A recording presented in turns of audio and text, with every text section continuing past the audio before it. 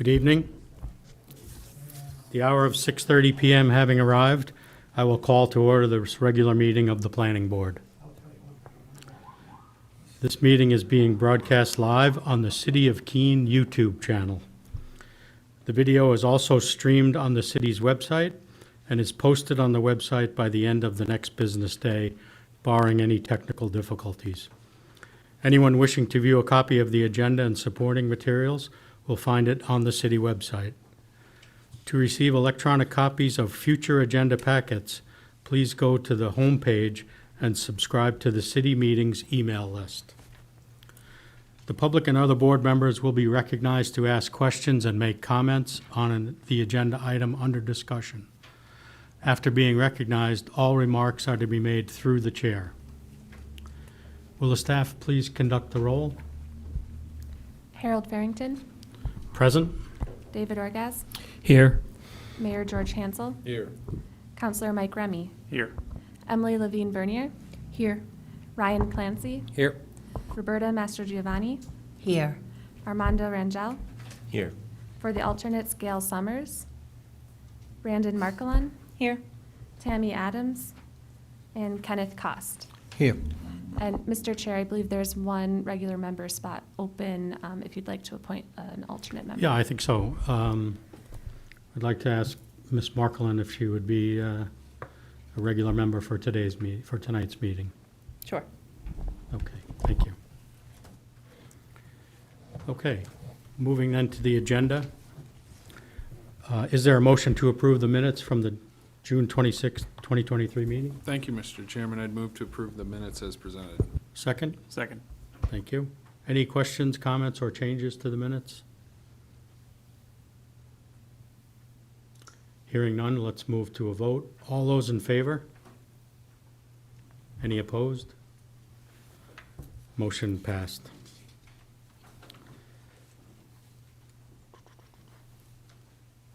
As a matter of practice now, the board issues final vote on all conditionally approved plans after all of the conditions precedent have been met.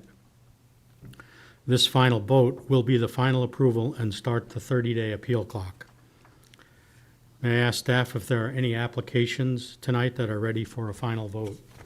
Thank you, Mr. Chair. This is Mary Brenner, Senior Planner. We do have one application that's ready for a final vote this evening. This is SPR-01-23, a site plan application for a car wash facility on the properties at 364 West Street and 12 Pearl Street. There were three conditions precedent that were set for this application. The first was a submittal of a security for sedimentation and erosion control and as-built plans in a form and amount acceptable to the city engineer. The second was the addition of a note on the plan stating that the hours of operation for the vacuums on the site shall be 7 a.m. to 8 p.m. And then the third condition was the submittal of 5 full-size paper copies signed by the owner and 1 digital copy of the final plan. All three of those conditions precedent have been met. Thank you. Is there a motion to issue final approval for SPR-01-23? Thank you, Mayor Mr. Hansel? Thank you, Mr. Chairman. All conditions having been met, I would move to approve SPR-01-23. Thank you. Is there a second? Second. Thank you. Any discussion or edits from the board? All right, hearing none, let's move to a vote. All those in favor of the issuing final approval? Any opposed? Motion is passed. Next item on the agenda is an extension request for SPR-790, modification number 1, site plan for 7 Criff Court. Applicant Keach Nordstrom Associates, Inc., on behalf of owner Summit Packaging Systems, LLC, requests an extension to the deadline to satisfy the precedent conditions of approval for the site plan, SPR-790, modification number 1, for the proposed construction of a 6,400 square foot addition to the existing building and associated site modifications on the property at 7 Criff Court, TMP number 118-002-000. The parcel is 1.9 acres and is located in the industrial district. At this time, I'd invite the applicant to speak on the request. Good evening. My name is Bridget Souza. I am with Keach Nordstrom Associates representing Summit this evening. So we submitted a request for an extension on the meeting the conditions. The conditional approval was issued on January 23rd of this year. Unfortunately, initial project estimate costs were much lower than what was actually bid when Summit went looking to move forward with their project. So for the time being, as they adjust budgets in order to complete this project, they have paused on moving forward, and so they would like to request this extension in order to give them a little bit more time in order to adjust their budgets and see if this project can be pushed forward. So at this time, I know that they did proceed with continuing the actual architectural plans as well as MEP plans and so forth. So when they are ready, it'll just be meeting the two conditions, filing for the comprehensive flood permit, and then they'd be ready to go. There would be no holdup on preparing architecturals or MEP plans and the like. Do you guys Okay. have any questions? Thank you. Does the board members have any questions for the applicant? Okay. So may I ask for a motion to approve a motion for the extension request? Thank you, Mr. Chairman. I'd move to approve the 180-day extension to the deadline to meet conditions of approval for SPR-790 modification number 1. Thank you. Second? Second. Thank you. Any discussion or comments from the board regarding the extension request? Seeing none, I'll move to a vote. All those in favor of the extension? Any opposed? Extension request has been granted. Thank you. Thank you.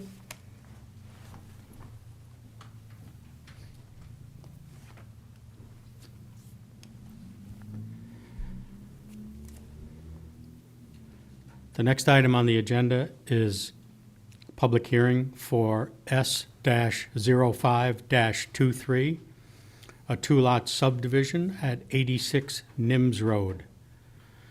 Applicant and owner Innisfree Reverend Living Trust proposes to subdivide the 34.44 acre parcel at 86 Nims Road, TMP number 230-004-000, into two lots that are 15.6 acres and 18.84 acres.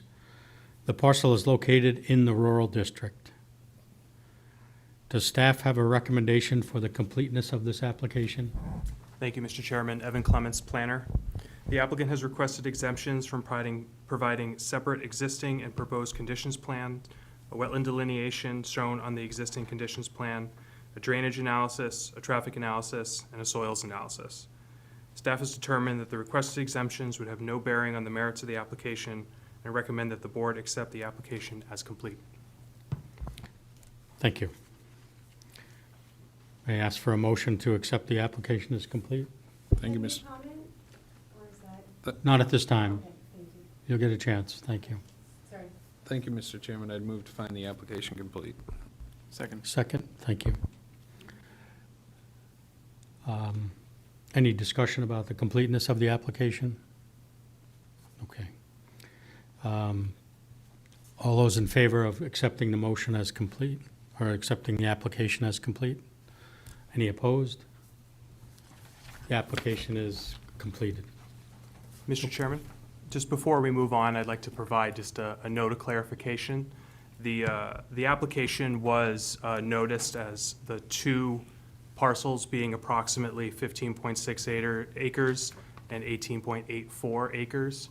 After plan revisions were conducted, The new parcel sizes for the final proposal for this application are going to be 19 acres even and 15.42 acres.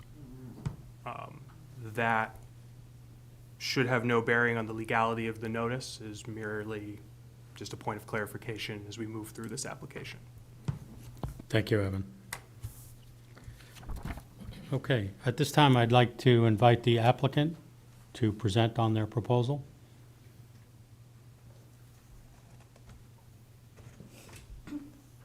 So Wendy Pellet's here from Cardinal Surveying, representing the West Straits.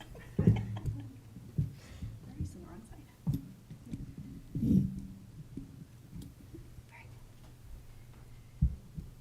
All right, so this parcel is about 34.4 acres. It's at the end of Nims Road. Nims Road is here. Class 5 portion of Nims Road ends right here, and then goes on to be Class 6 over to Peg Shop.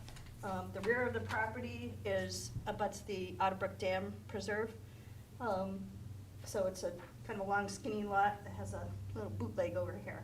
The proposal is just to subdivide it into two lots. There's 50 feet of frontage on the Class 5 portion on the lower lot, the 15.4 acres. And then the other lot has all its frontage on the Class 5. They've got contracts on these already with abutters. There's no, at this point, no proposals to build. That could be in the future. But right now, it's just subdividing two pieces of land. I'd be happy to answer any questions. Okay. Board members have any questions for the applicant?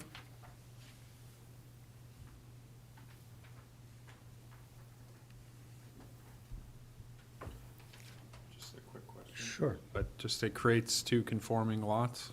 Yes. Yep. Yep. Thank you. Okay. Thank you. At this time, I'd like to invite staff to provide comments regarding this proposal.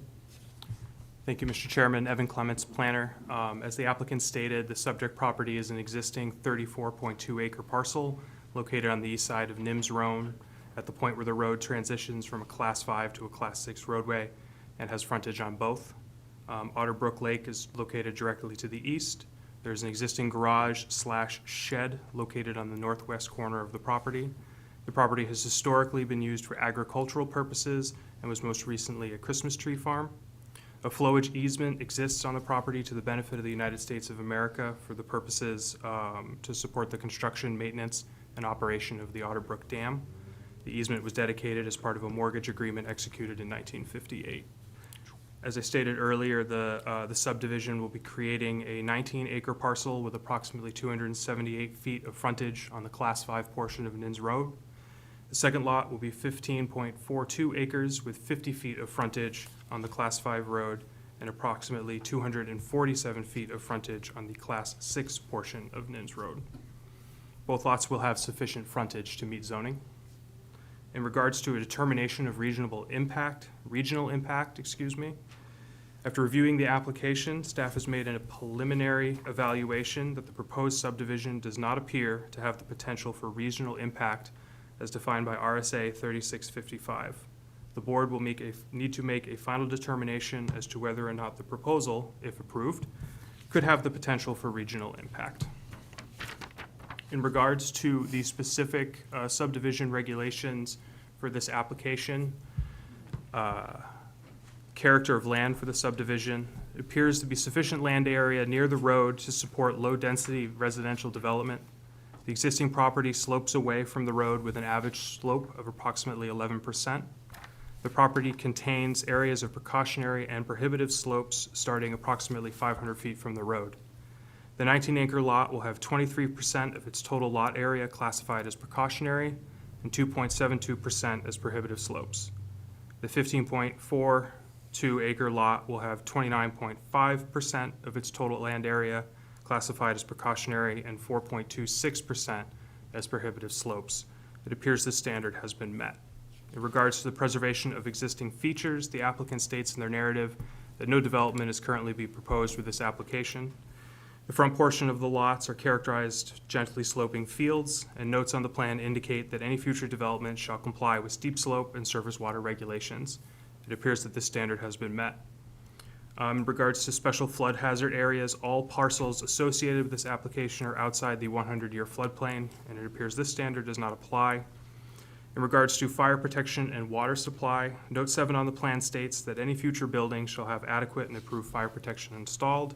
It appears this standard has been met. Utilities, note number 8 on the plan states that private well and sewer systems will be required for any future building. The proposed lots are over 5 acres, so DES subdivision approval is not required. It appeared that this standard has been met. In regards to drainage and stormwater management, note 2 on the plan states that any future development shall not result in increased volume or velocity of runoff onto adjacent properties or surface water bodies. We have also added a new recommended subsequent motion that is before some of you right now, and I will just read that really quickly. We are recommending that prior to the issuance of a building permit for new residential dwelling, a grading and drainage plan shall be submitted to the proposed development area to the Community Development Department for review and approval by the city engineer. I'll get back to this in a second. Let me just go through the rest of the standards.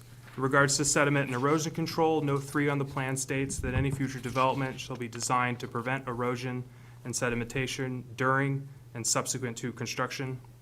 It appears that's been met. And then traffic and access management states, note 5 on the plan states that a street access permit shall be attained prior to any construction. It appears that that standard has been met. So I'm going to start, I just want to briefly talk about the 2 subsequent motions, the one that I just read to you, and then the other one stating, prior to the issuance of a building permit for a new residential dwelling, a wetland delineation shall be conducted by a licensed New Hampshire soil scientist, and a plan showing the delineated wetlands and their buffer shall be submitted to the Community Development Department. If the delineation conducted reveals no wetlands in the building area, a letter with the licensed New Hampshire soil scientist stamp stating that no wetlands were found shall be submitted instead. So that, in tandem to the grading and drainage plans, are recommendations that staff has been coming up with as a way to address future development at the subdivision level in all parts of the city, but also with particular note to the rural district that does have a significant amount of steep slopes and surface waters. So in part of our explanation and our desire to bring a little bit more density into the rural district by changing that lot size from 5 to 2 acres, these are part of the things that staff is going to be encouraging the board to do to ensure that those natural features are protected as we allow development to expand within the rural district. So then just wrapping up really quick, the other conditions are ones you're more used to seeing. So owner's signature appearing on the plans, submittal of revised plan set with the following changes to remove the parcel identification number from the new lot. The assessing department doesn't like it when they see pins put on subdivision plans that they haven't assigned themselves. And then inspection of lot monuments by the Public Works Director or their designee following the installation, or submittal of a security in the amount deemed satisfactory to the Public Works Director. Submittal of 4 full-size paper copies to Mylars, and $51 made out to the City of Keene to cover recording fees. That's all I have, Mr. Chairman. I'd be happy to answer questions at this time. Thank you, Mr. Clement. Mr. Any questions for staff? Mr. Chair, sorry to interject. This is Mary Brenner, Senior Planner. I just wanted to add a little bit more context to the 2 conditions subsequent that staff are recommending. We recently have met with the building permit staff as well as Public Works staff about some other areas of the city where there's been some ongoing issues that have resulted from previous subdivisions that were approved where no development was proposed at the time, and then later on when development occurred, issues have caused ongoing concerns both between neighbors and runoff going onto private property, but also runoff coming onto the public right-of-way. And in some instances, this has caused the city to have to expend unbudgeted funds and a significant amount of staff time to come up with a solution and put in new drainage systems where if the development had been done with some sort of review of the grading and drainage plan, that could have been avoided in the first instance. And so we're trying to get ahead of that issue with these conditions. So the idea here is that, with a lot size of 20 acres and 15 acres, we didn't feel it was reasonable at the planning board level, if they don't notice any wetlands in the build area, making them do a wetland delineation of the entire parcel is really expensive and cost prohibitive. But at the time that they actually know where the build area is going to be and where they want to put the house, just doing it in the immediate vicinity of the house is much more financially feasible, and that way we can ensure they're meeting our regulations. And the same thing with the grading and drainage plan, just to make sure that when they're getting to the point of the building permit, we know, are they going to raise the house, and which they've done in some instances, which has caused runoff and drainage issues onto abutting properties. And so that would also give our building permit staff the opportunity to say, okay, we need a grading and drainage plan, which they don't have the ability to ask for unless you make it a requirement. And then they can review to make sure they're not going to be causing issues for abutters. So that's where those two conditions are coming from, just so you have a little bit of the background context. Thank you. Any questions for staff? Mayor Hanson? Thank you, Mr. Chairman. So the request to have a soil scientist do this wetland delineation, the language that you gave me is specific enough, because it sounds like from the language you have here, it's looking to get the whole parcel done. There isn't anything that specifies that's just where the building would be or something like that. So I don't know if, I think it would be good to clarify that in the motion. Thank you for Okay. catching that. I think we're just looking in the area of the proposed development once they know where that will be. Yeah, that's correct. I apologize. My intent was to note the development area. okay, development area. So Yeah, so something the with delineation that should be language in there. just the development area. Okay. All right, thank you.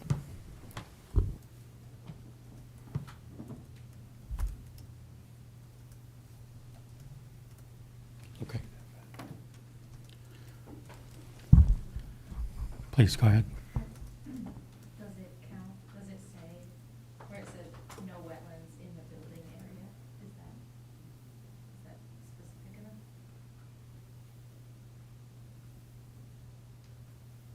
The last sentence?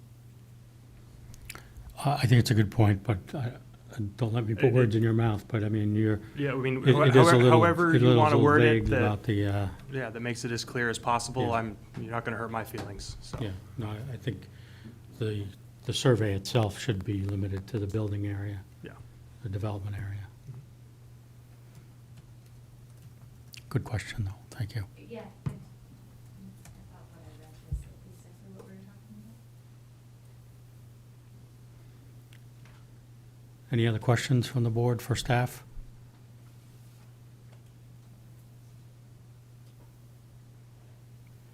Okay. So at this time, I'd like to invite the public for their, to ask questions or provide comments. Please, yeah, please come forward and speak into the microphone, and start by stating your name and address.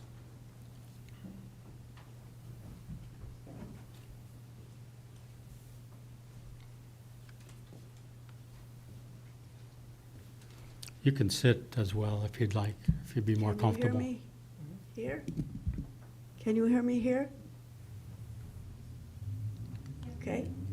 My name is Penny Shanks.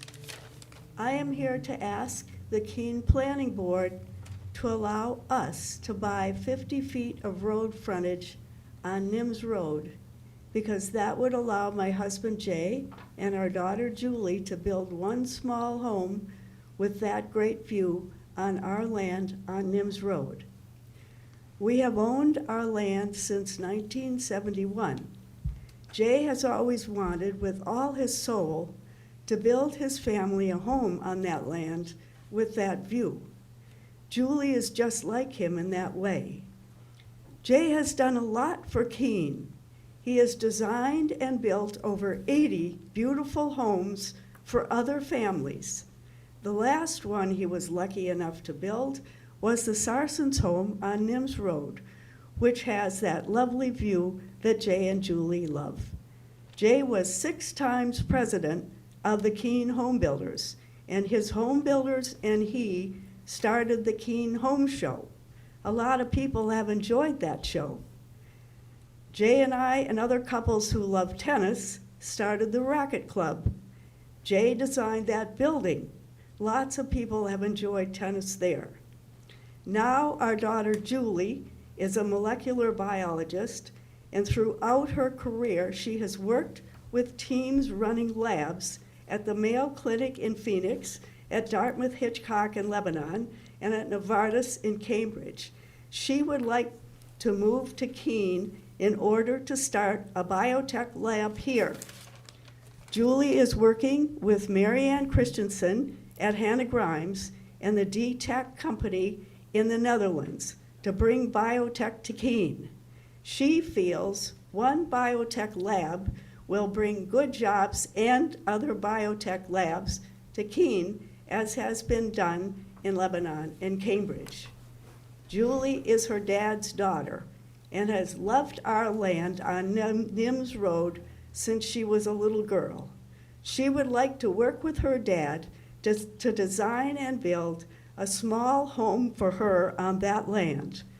And building this home with Julie would allow 85-year-old Jay to go to his grave happy. Thank you for listening. Thank you.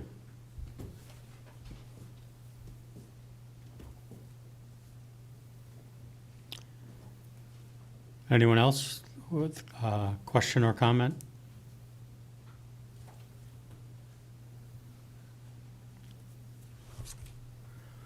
Seeing none, I will now close the public portion of this meeting.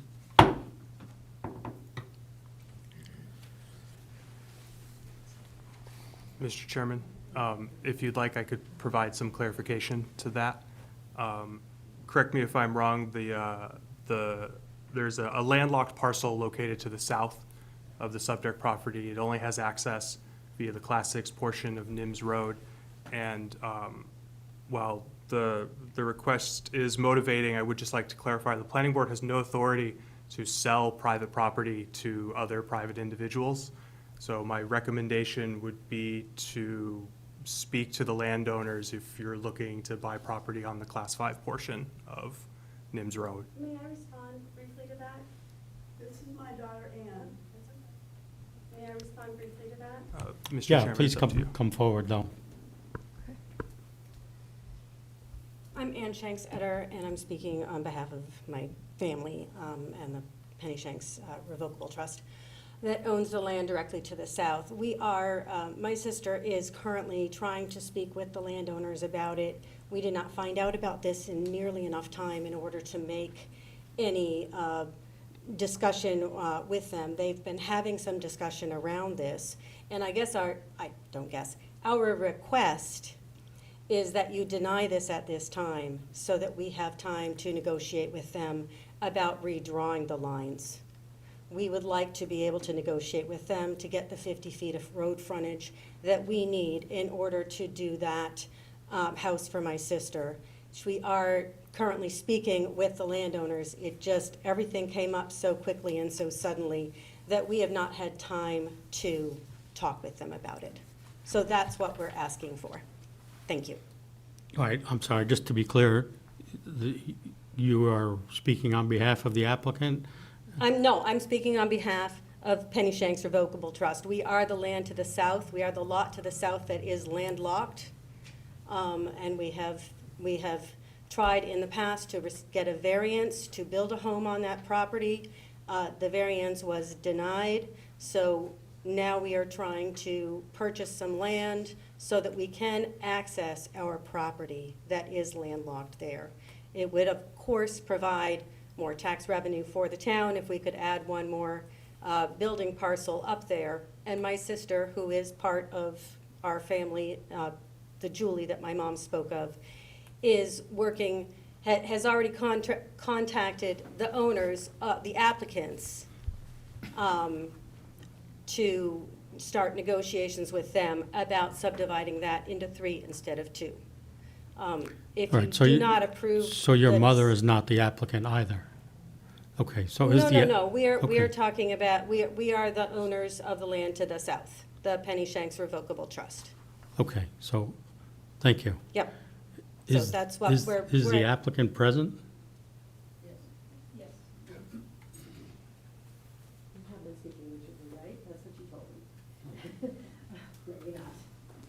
So, my name is Jacob Weststraight, go by Jack mostly. And Nancy and I purchased this land back in April of 2014. And we expanded it a little bit over time by purchasing some adjacent land from some of the other homeowners on the street. In 2015, the Friday before Memorial Day weekend, I was working on that land, clearing some invasives. And 2 men that I did not know came walking from Nims Road towards me, and so I walked up to meet them. And at this point, I didn't know any of the neighbors on Nims Road because we hadn't really spent much time there yet. We had just owned it for just over a year. So they introduced themselves, and one was Paul Venezia, who was 75 Nims Road, and the other was Steve Hart, who lived at 78 Nims Road, right next to 86 Nims Road. And after introductions, they asked me what this variance was about that we were asking for. And I said, we're not asking for any variance, I don't know what you're talking about. And so they pulled out this notice that they had received from the city of Keene. And I looked at it, and it was the name of Jean and Julia Garcia. And no one knew who that was for this lot that's to the south of us, which is 0 Nims Road, which is approximately 77 acres of landlocked land. And they were asking for a variance to build a home on landlocked land that, just to get to the lot line, had 247 feet of Class 6 road. And so we were the primary abutters with over 1,900 feet, and we were not on the abutters list. We did not get notice. We didn't know anything about it. That, in combination with the fact that the applicant for this variance didn't own the land, was a little bit disturbing to everybody on the street on Nims Road. So Paul Venezia called a meeting of everyone on Nims Road, and that Memorial Day weekend they met, and everybody was very troubled with this. And the variance meeting was on June the 1st, so there were only 4 business days because of the long weekend. On Tuesday, after the long weekend, Nancy and I, my wife Nancy and I, came here to the City of Keene offices. We met with Gary Schneider, who at that point was in charge of building permits. We told Gary about the issue. He pulled the file, and we were not on there as abutters. And at that point, we were told, well, now you know about it, so I guess you've got notice. And we were okay with that. It was a little strange, but we accepted it. So anyways, June the 1st, virtually everyone living on Nims Road showed up for the variance committee meeting. They had to pull chairs from other rooms. And there were all kinds of logical reasons for not doing this. But it turned out that the main reason was that the applicant for the variance for 0 Nims Road had previously applied for a variance similar to this back in 1999. It was actually approved subject to certain conditions. But months and months later, none of those conditions had been met, nothing had been done, so city council denied the variance back then. We had no idea what to do, so we retained Tom Hanna, attorney Tom Hanna, to represent us. And they discovered this situation from 1999. And Tom explained it to me in simple terms, because I certainly can't explain it. But he said that in New Hampshire, you can only have one bite at the apple. If you've got an approval for a variance with conditions and you don't follow through, you can't apply again. And so that's kind of where we were at. The city attorney, Tom Mullins, concurred with Tom Hanna's assessment of the situation. And back then, that variance that they were asking for in 2015 was denied again. So since then, we already have 2 purchase and sales agreements that we've had since September of 2022 from 2 residents and owners on Nims Road. One, a young couple who has the original farmhouse that was built in 1793 that's purchasing one half, and the other, a family that's halfway down Nims Road that's purchasing the other half. And so that's where we are, and I got a phone call just yesterday from Julia Shanks. I guess she's divorced now and taken her maiden name again. And I explained to her that there's nothing I can do to change this. We have signed purchase and sales agreements with escrow deposits. The surveys have been done. The planning board has done all their work. We've responded to everything the planning department wanted us to do. And so that's where we're at. Thank you for your time.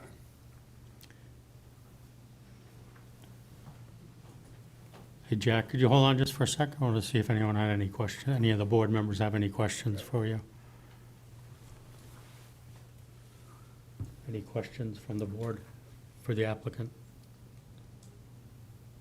Okay, thank you. So, sir, just to clarify, you're looking to move forward with the application presented at this time, just how it Correct. is? Correct. Thank you. Thank you.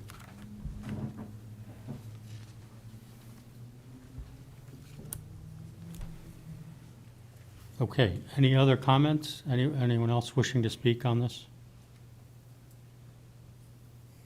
Okay. Seeing none, I will move to now close the public portion of the meeting and move on to deliberation.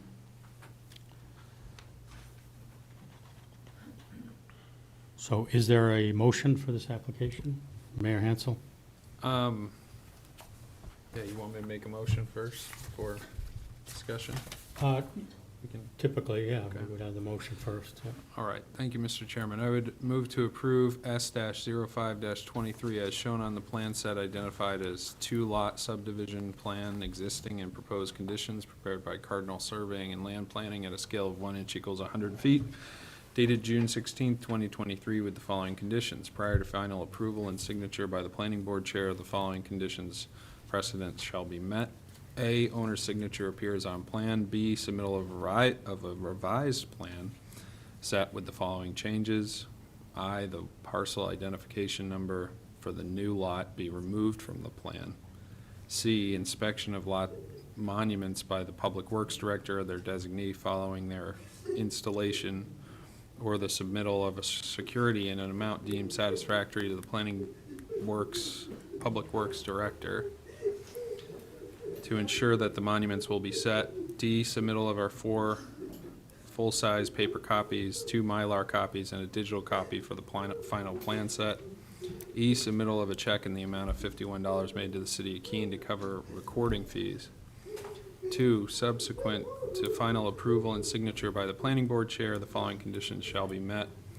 A, prior to the issuance of a building permit for a new residential dwelling, a wetland delineation for the building area shall be conducted by a licensed New Hampshire soil scientist, and a plan showing the delineated wetlands and their buffers shall be submitted to the Community Development Department. If the delineation conducted reveals no wetlands in the building area, a letter with the licensed New Hampshire soil scientist stamp stating that no wetlands were found shall be submitted instead. B, prior to the issuance of a building permit for a new residential dwelling, a grading and drainage plan shall be submitted for the proposed development to the Community Development Department for review and approval by the city engineer. Thank you.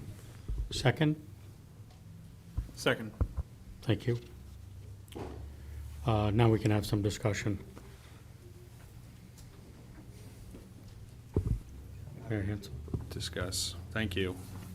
Yeah, I'm not, I certainly feel for the abutters with the parcel to the south. I'm not sure that the planning board in this instance really can do much about their situation, unfortunately. As much as my heart would like to be able to do something, our job here tonight is to look at very objectively at the plan that was submitted and how that plan adheres to our development standards. And I mean, through that analysis, it appears to meet all the requirements for a subdivision.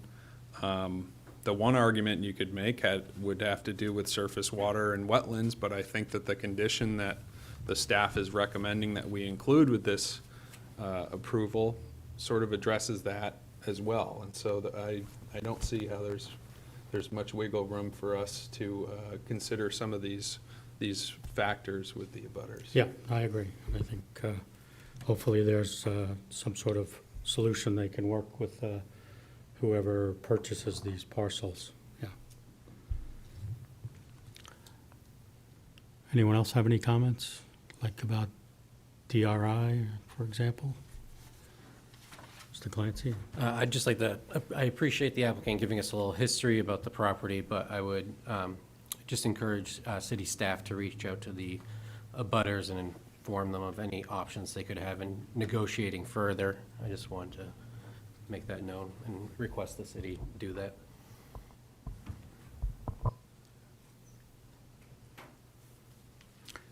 From my perspective, I don't see any development of regional impact for this particular project. Mrs. Levine Bernier? Yeah, I was wondering, could you guys, is there any clarity on the variance situation as far as, is there like a time lapse or allotment that like, then you can request another variance? Or is it like you request one and then you're done forever? So, Sorry.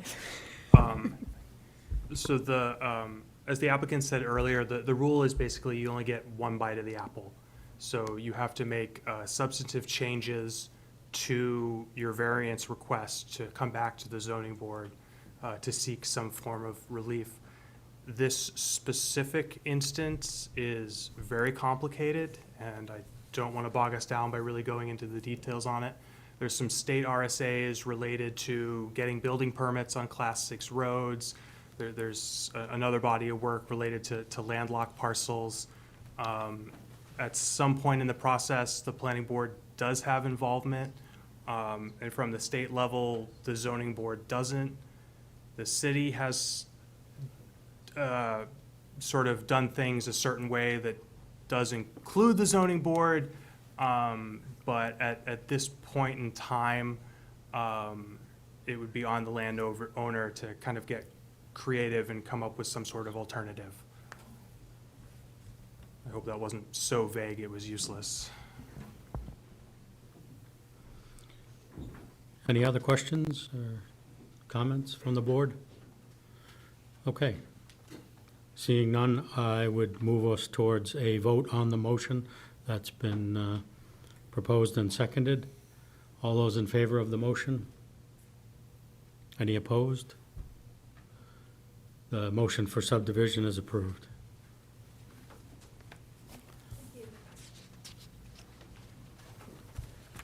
Okay.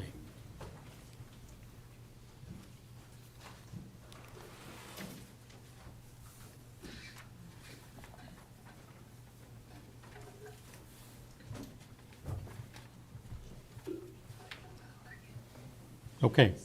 The next item on the agenda is S-10-22. It's a two-lot subdivision and an SWP-CUP 03-23, surface water protection conditional use permit for 0 Old Walpole Road. Just really Councilor quickly, at one point in this application, it does reference the application, the applicant is CNS Wholesale Grocers. I know there's a relationship, but I work for CNS. I have no involvement with this at any point, but I just want to make that clear for any Okay. records that are out All there. right, thank you. Thanks for clarifying that. Just bear with me, Jim, let me read through this. Applicant Brickstone Land Use Consultants, on behalf of owner Keene Executive Homes LLC, proposes to subdivide the approximately 211-acre parcel at 0 Walpole Road, TMP number 211-01 TMP number 211-010-000 into two lots that are approximately 5 acres and approximately 206 acres. A conditional use permit is requested to install a driveway that will be partially located within the surface water protection buffer.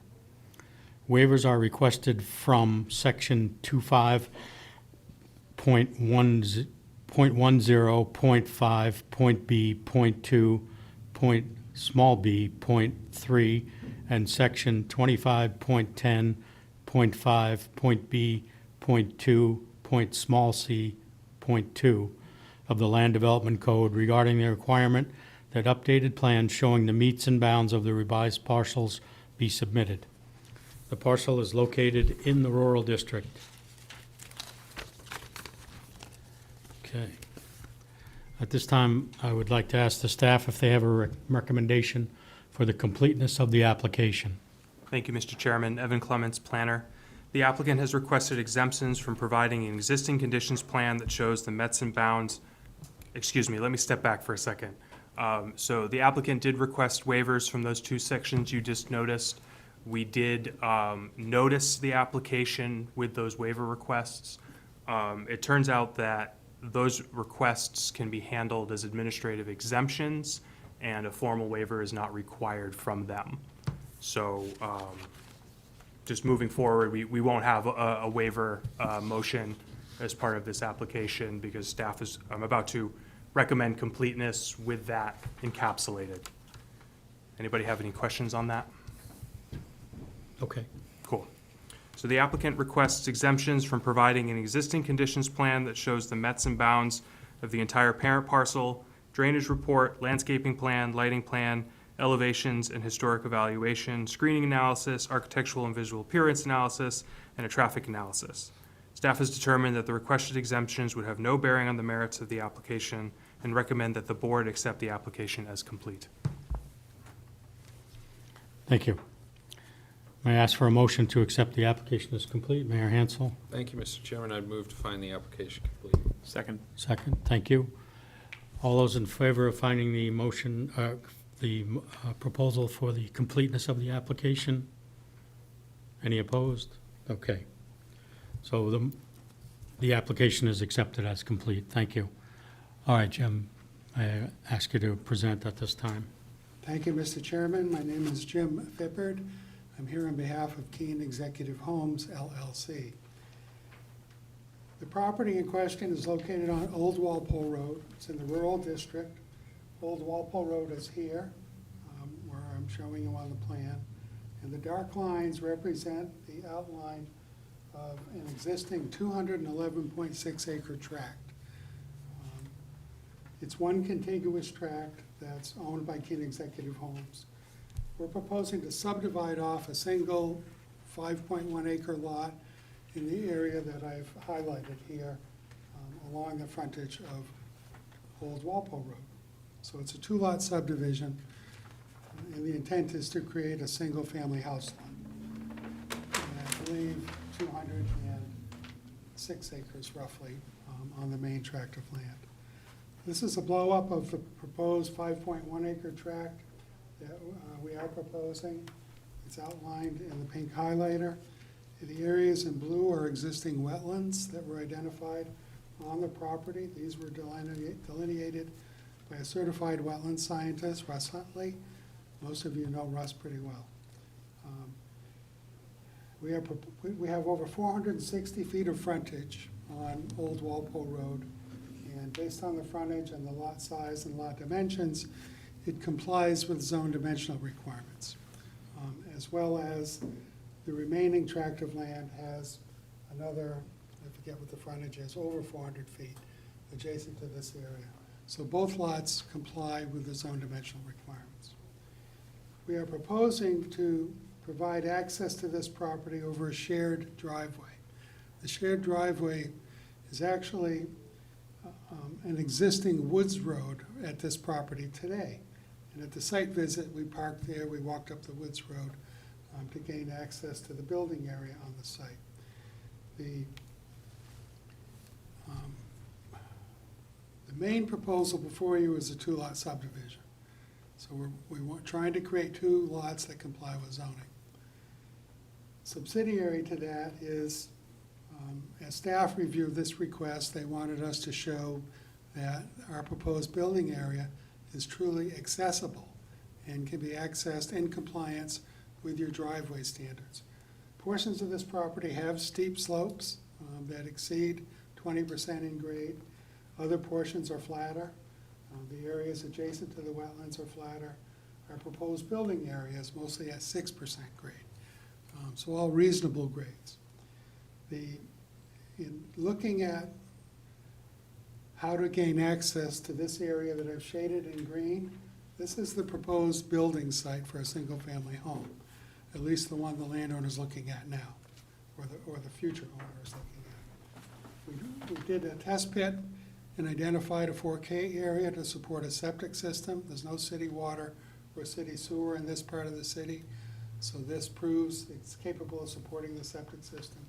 We also located a well with the protective radius for the well located entirely within the lot, all in compliance with your current regulations.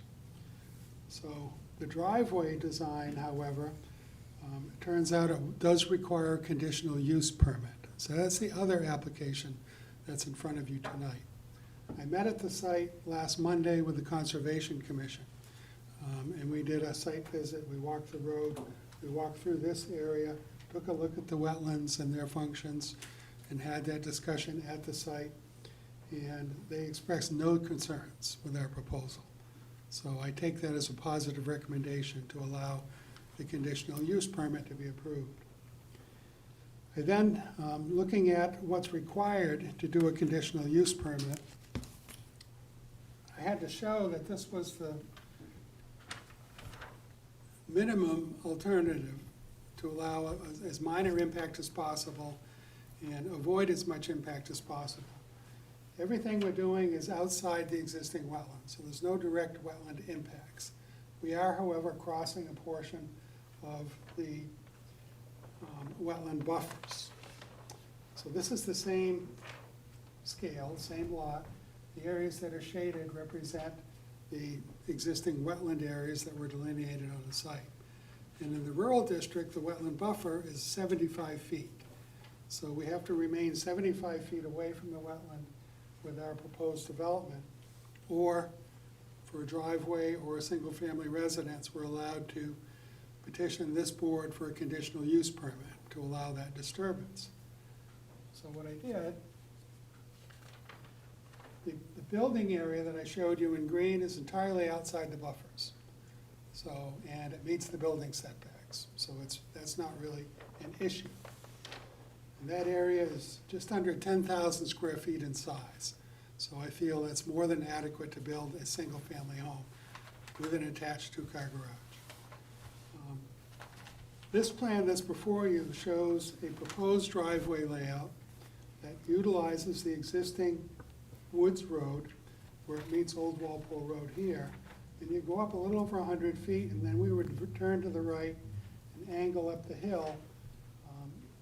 This portion is entirely within the wetland buffer, and the shaded area here represents new impact to the wetland buffer that we would be proposing if this driveway gets constructed.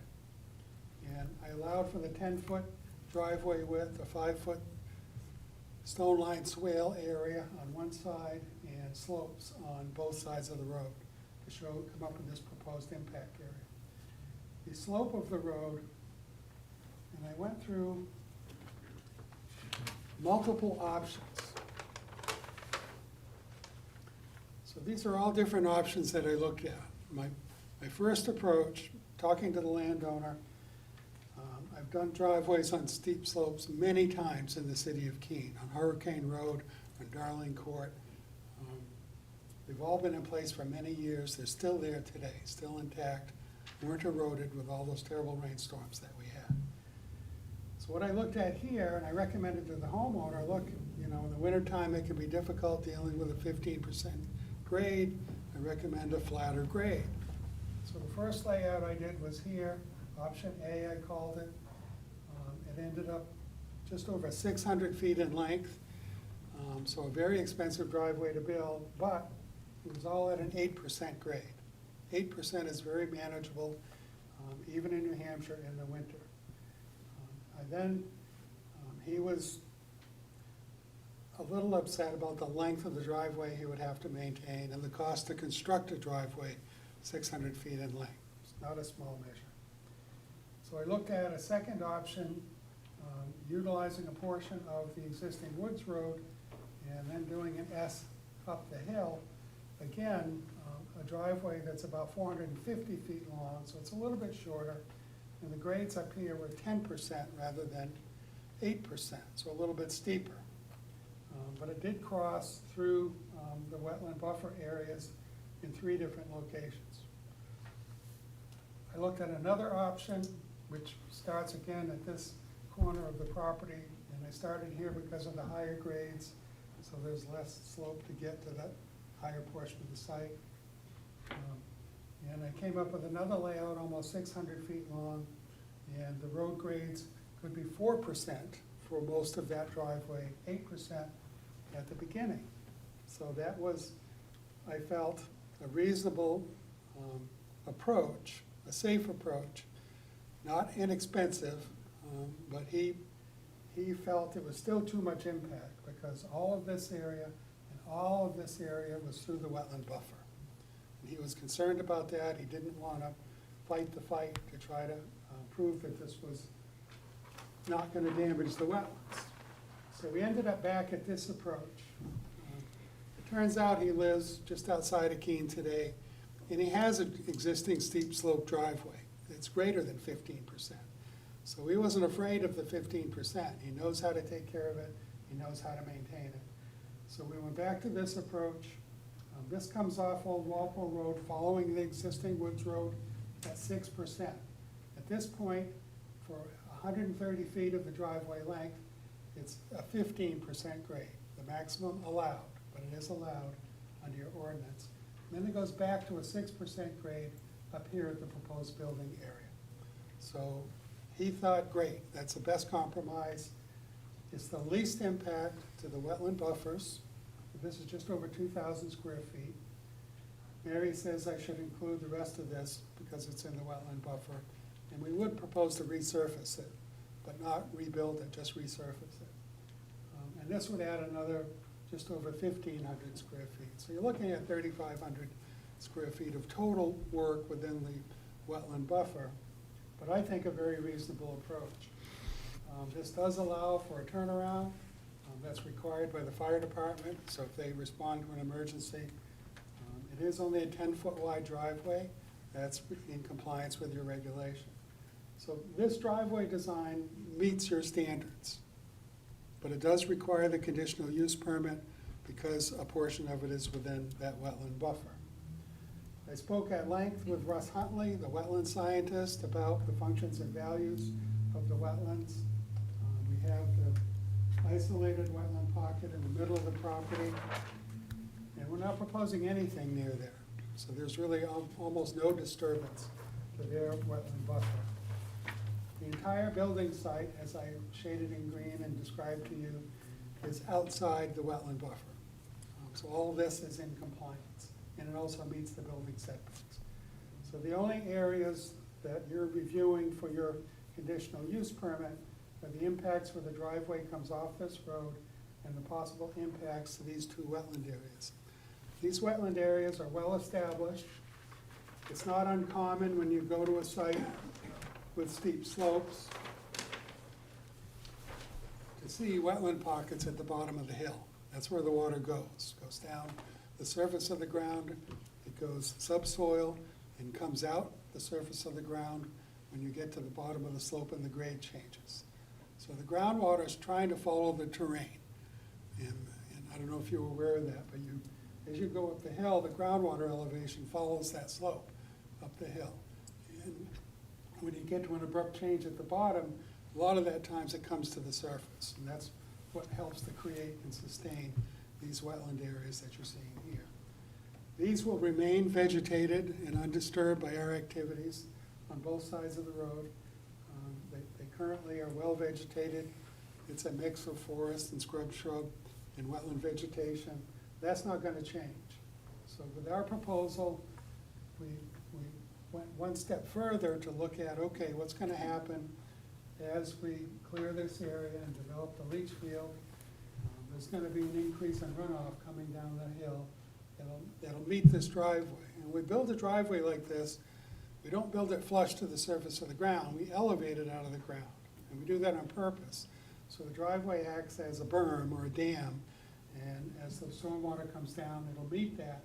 And it has to be collected and directed to a treatment area. Otherwise, it's going to carve a deeper and deeper hole into the ground. So where the grades exceed 5%, we stone line the swale on the side of the road. And that prevents the swale itself from eroding and becoming a problem. But we elevate the road and we crown it so water's not running down the road itself or the driveway.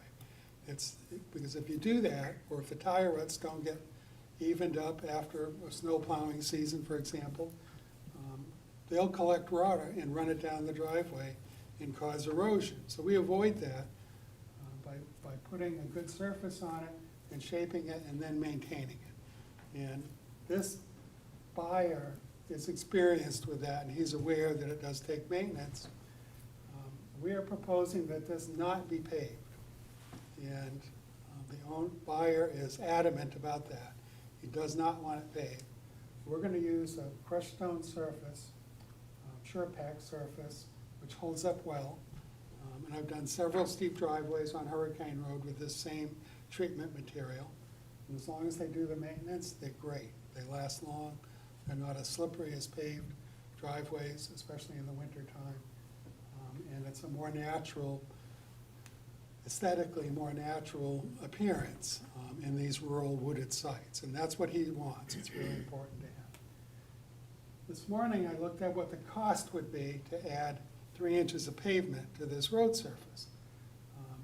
And I provided that information to the buyer just because at some point in the future he may want it paved. And if he does, under today's estimates, 3 inches of pavement over that driveway surface, it adds up to about 3,500 square feet of area, including the turnaround. And under today's prices, at $13 a square foot for the 3 inches of pavement placed in 2 courses, it's $45,500. So when you're incurring the expense of building the driveway, in addition to that pavement, and building a new septic, and putting in a well, and building a new house, it just kills it. I mean, it kills the budget. So he has no interest in even considering pavement at this time. He's proven to me he knows how to do the maintenance, and he'll do the maintenance. I've talked to his contractor, who's built many of these driveways before. He knows that every 3 years he comes out and grades it to put the crown back in, because in the wintertime, they tend to scrape it flatter and flatter every time they plow it, and then ruts can develop. And if you let that happen, you're gonna have trouble with your driveway. So they understand that program. So I'm gonna request of the board that you not agree with that recommendation from staff to require that the driveway be paved, the new portion of the driveway and the existing woods road. I pointed out at the site, and I don't know if everybody understood it, this woods road has been here for over 100 years. It's a gravel road, it's not a paved roadway. Hasn't been maintained a lot lately. You can see rutting, and water was coming down every time it rains, a little bit in those ruts. Gonna be a problem if it doesn't get maintained. But with all the rain we've had in the last month, 2 months, all the roads in Keene and around Keene that washed out, this driveway is still there. That tells me a lot. It should tell you something, that when they built this driveway, they put it in the right location, it was built properly. If it didn't get eroded from the last rain events we've been having, odds are it's not gonna get eroded. And if it gets more maintenance, it's gonna last even longer. So the pavement, I think, is a negative in this place because of the cost to the owner, also because it increases runoff. When we do a drainage design and submit it to city staff, we treat gravel and pavement as the same. In the real world, it's not the same. We like to do it that way because it preserves the option of paving in the future without having to go back and redo the drainage report. But in the real world, there's less runoff from a gravel surface than there is from a paved surface. So we don't want to create that increase in runoff. We don't want to create the increase in his budget to build a paved driveway. I think I've covered it all. What we're proposing complies with your regulations. I think I've complied with the conditional use permit standards. I think I've proven we've come up with an alternative that's the minimum impact to the wetland buffer. And based on my discussions with the wetland scientist, the way we're proposing this, we're not doing anything to threaten the wetland area. The staff is recommending a condition for the stormwater management plan at the time they apply for a building permit. And it didn't make sense to attempt to do one now, because I don't know what he's building. He doesn't know what he's building. And without knowing what the plan is for the disturbed area up here, we don't know how much runoff is going to be developed. I can make up a number, but I mean, that's just a waste of my time, a waste of their money. So what I am recommending, however, is that we allow for the water that hits the driveway to be collected, directed through a culvert to a level spreader in this area, which is outside the wetland buffer. So this level spreader, because of the terrain here, this can be lengthened if necessary based on the disturbance up at the top of the hill. So it can be more than adequately sized to accommodate a 25-year design storm. The rest of this area is sheet draining like it always has through the existing forested area. As you walk through that area, I wouldn't recommend it today because the mosquitoes were brutal when we were out there. But if you walk through this area, there's no signs of erosion. I mean, there's hummocks and there's a lot of ferns and a lot of vegetation. So this is working well, doing its job and helping the wetland buffer filter the stormwater coming down before it gets to the road.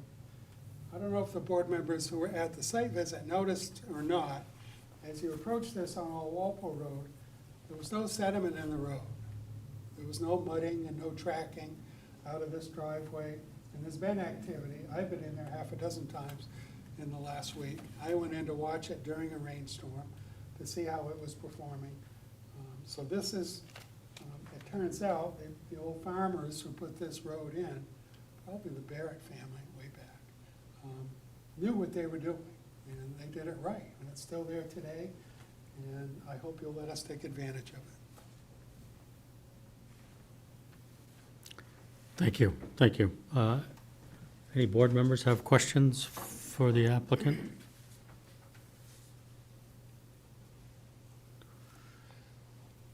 Can I just make one suggestion?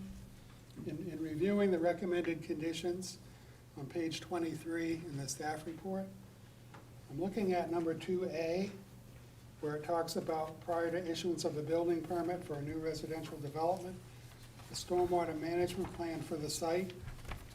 I think that should include the driveway and the level spreader, not just the house site and the septic. And I guess it implied that when it says for the site, you could interpret it to mean the whole site. I just thought it was clearer if it included the impacts of the driveway itself and the level spreader. And the building department, by the way, on steep slopes, they have always required this. We have never been able to pull a building permit on the lots on Hurricane Road and Darling Court where steep slopes were involved without doing a drainage management plan and treating the stormwater runoff. So this isn't something new, and when staff suggested this, I didn't object to it because I knew we had to do it anyway in order to get the permit. But I think Mary's right. If you're going to allow development on steep slopes, you might as well formalize it, and there's no surprises down the road. But I would just make that suggestion, and I'll shut up. Okay. Thank you. Any questions for the applicant? Okay, thank you. Thank you.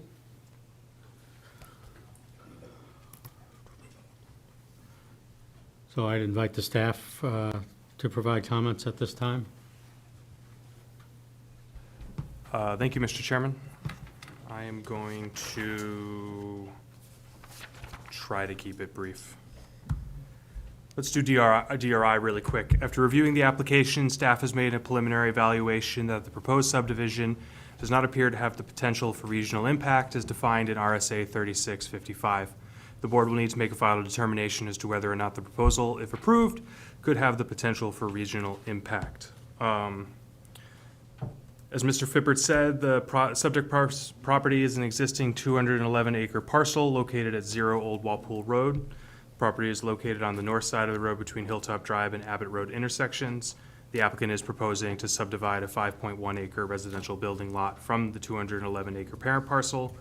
The new lot will have 449 feet of road frontage on Old Walpole, and the remaining 206-acre lot will have 80.30 feet of frontage on Old Walpole Road.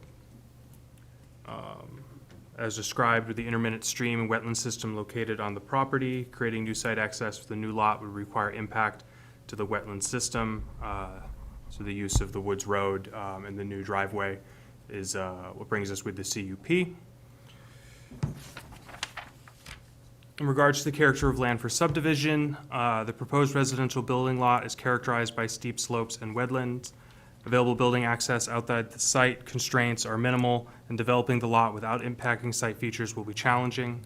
The applicant states in their narrative that the subdivision plan demonstrates that the proposed lot has sufficient developable land to support a single-family dwelling with septic system and wellhead, which is permitted in the wetland buffer, without impacting these site features. In regards to scattered or premature, the applicant states in their narrative that the proposed subdivision is located in an area along Old Walpole Road that is currently developed with low-density single-family residences. A new single-family residential building lot is keeping with the existing development pattern and will not contribute to excessive expenditure of public funds or cause danger or injury to the health and safety of the public. These two standards appear to have been met. In regards to the preservation of existing features, the applicant states in their narrative that no steep slopes are proposed to be impacted. The driveway will encroach within the wetland buffer, as we know, and mitigation has been proposed to accommodate for that. It appears that standard has been met. All parcels associated with this application are outside the 100-year floodplain. That standard does not apply. Fire protection and water supply, the applicant states in their narrative that the proposed driveway turnaround is of sufficient size to accommodate emergency vehicles. Future development of the site will have to meet all applicable fire and life safety codes. This standard appears to be met. Utilities, the 4K leach field is shown outside of the wetland buffer and outside of the 75-foot wellhead protection radius. The new lot is over 5 acres in size and will not need DES subdivision approval. This standard appears to be met.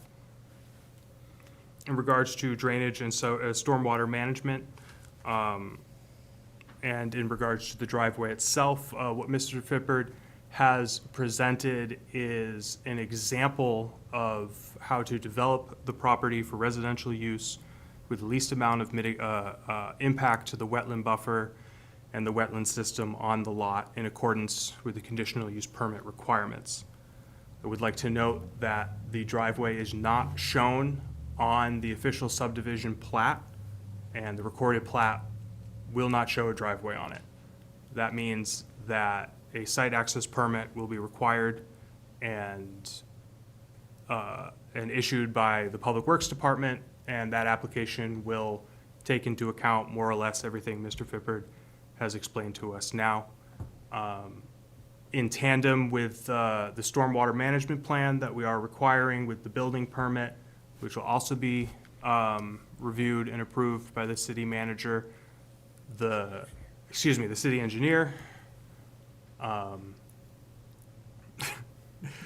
The finer detail, more or less, the finer details of how the stormwater is going to drain off the development area and the exact location of the driveway outside of the wetland buffer will be reviewed by staff and will be in accordance to our regulations.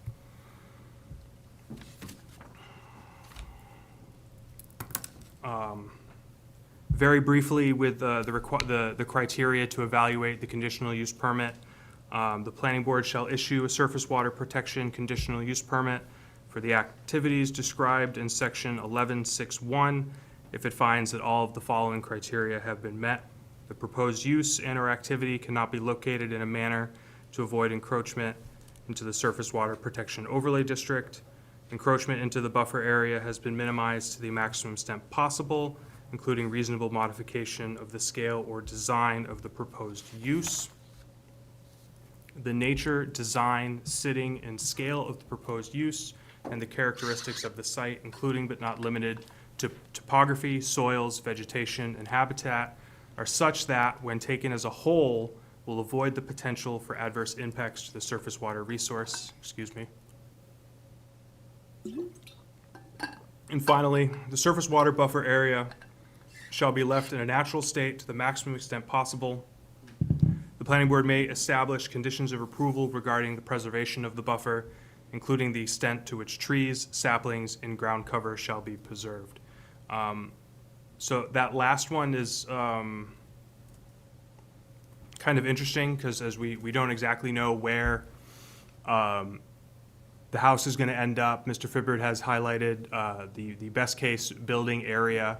There's plenty of buffer around that, and our regulations aren't strict on devegetating those buffer areas for a lawn, for example. However, if you so chose, you could put on additional conditions on this subdivision plat to preserve those.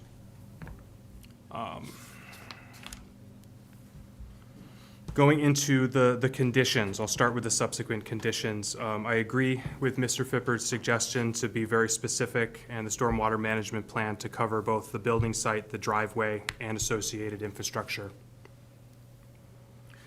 The city attorney would also like to have a copy of the executed access and maintenance agreement that will be done in tandem with this plat to accommodate the shared portion of the common drive. And that's more or less just to have a copy on file with, in the community development department.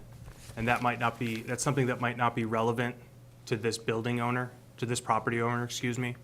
2 or 3 property owners down the line, it might be a surprise to them that they've got a shared driveway. And in staff's experience, the first place that property owner is going to call is the city. So having documents like that on file just makes it easier from a customer service perspective for us to have those on hand. And it also ensures that the warranty was actually recorded. And then the portion of the driveway and the entire length of the private driveway for the new lot shall be paved. I would like to read the comment that we got from the engineering department in regards to that one. The city engineer said, An important consideration for preventing water quality degradation will be controlling erosion of the driveway itself. With a significant length of the driveway at 15%, use of gravel surfacing will inevitably result in erosion of soil into the downstream surface water, directly in contradiction to the intent of the Surface Water Protection Ordinance. And he recommends, that the planning board include a condition of approval that the driveway be paved. And while I understand what Mr. Fippert said in regards to the proposed property owner having experienced with gravel drives and the maintenance that is required of them, like I said earlier about the executed warranty deed, this condition may not be relevant to the current property owner, but it may be relevant to later property owners who may not be used to maintaining a gravel drive and still end up buying a gravel drive as well.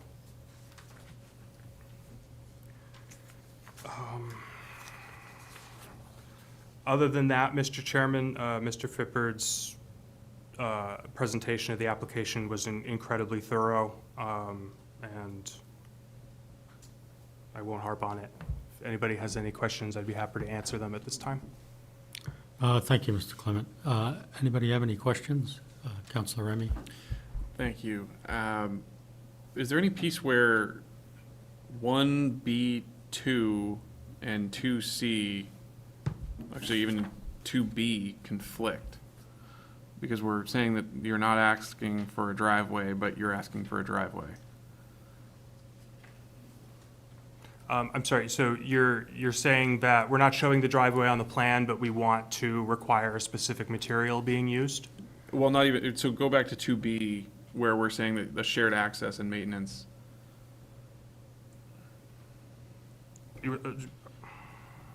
So I think, so that's just going to be showing the easement area. It's not showing the design of the driveway. So what staff actually would recommend is that the driveway permit be issued by the city engineering office, and they would review the actual design details like the grading and cross slope and all of those design details.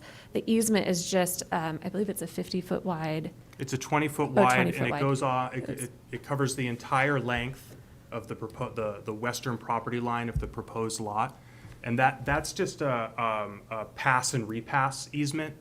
So the Woods Road is on the parent parcel. So the only way for the future property owner to access along the Woods Road would be to trespass without the existence of this access and maintenance agreement. And then this would also, the maintenance agreement also explains terms for ownership and responsibility to maintain it in the future. Does that answer your question? Yeah, and my question is partially answered, just even thinking about the fact that one is precedent and one is subsequent, that we would have resolved the plan in the precedent piece. Well, we'd at least be commenting it. Or that subsequent condition would be verified when they come in for the street access permit. Sorry.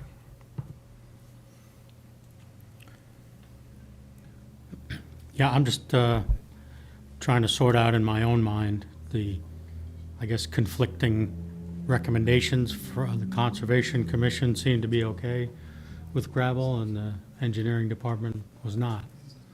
So, Mr. Chair, I can offer some clarification. So I was at the Conservation Commission meeting, and the Conservation Commission did do a site visit as well, and then they held their meeting. And they did have a good discussion, and they asked some questions. And at the end of the discussion, they just moved on to the next agenda item. So they didn't necessarily make a statement in favor or against or make any formal recommendations. So I don't know if that's really a statement of support, but it's definitely, they didn't have any specific recommendations for the planning board. They did ask quite a few questions. I think they, especially at the site visit, they were really interested in seeing where the exact location of the driveway would be and where the wetland was. And it was very convenient that the applicant had gone out there and flagged the edge and everything of the wetland and also the edge of the buffer. But they didn't actually make a vote at the end of their discussion. Okay, thank you. Mayor Hanson. Thank you, Mr. Chairman. Yeah, when it comes to the driveway, I don't know, I'm not sure, I understand where the city engineer is coming from in that if it erodes, it's gonna maybe affect the water quality and everything like that. But I've maintained those long gravel driveways with slopes, and they require a lot less salt and sand in the winter. And I think that's an important consideration too, because some of us have a friend that lives out on Hurricane Road and has a very steep, long paved driveway, and the amount of salt that he has to dump on that every year, and it's still unsafe to drive on, is substantial. So I can understand the applicant saying, I don't want to deal with that, and thinking about it from that perspective. I think, like, from the city's point of view, maybe we have to take a look at this and provide some more specific language around what really works. But right now, I'm inclined to agree with the applicant that I wouldn't want a long, steep paved driveway in a rural area. I don't think it would work very well. Thank you. Counselor Remy. Yeah, I wasn't sure if we were gonna go to public first, but I tend to agree with that comment. I grew up on a very steep, even beyond the one that Mayor Hansel's referencing, gravel driveway, and there's a lot of maintenance that goes into it. You gotta grade it, you gotta make sure it's maintained, but I could get up there all winter, and I would be concerned. I mean, the driveway that Mayor Hansel's referencing, it looks like a dirt driveway. By the time they're done with the winter, they have to put so much sand and salt down on that thing, so. Okay. Yeah. So that's a good segue. Let's, at this time, let me invite the public to ask questions or make any comments. Just please come forward, state your name and address. Okay, I don't know what you want to look at. Yeah, that's okay. My name is Jim Craig.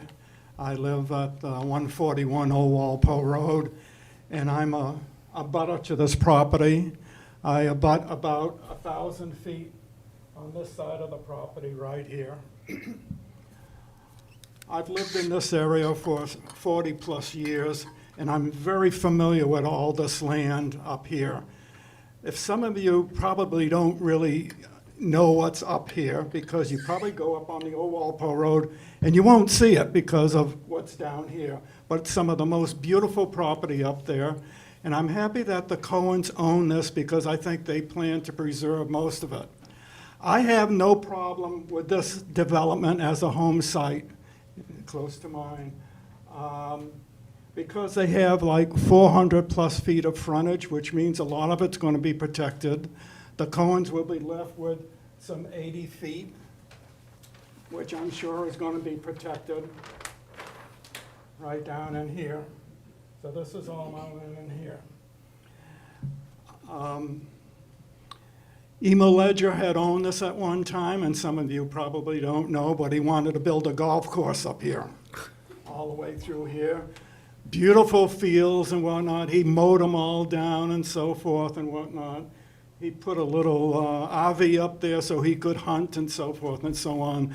And then he asked the city for assistance and water, sewage, and electricity, and that's where it ended. Mm-hmm. So he never went anyplace, and eventually the Cohens bought it.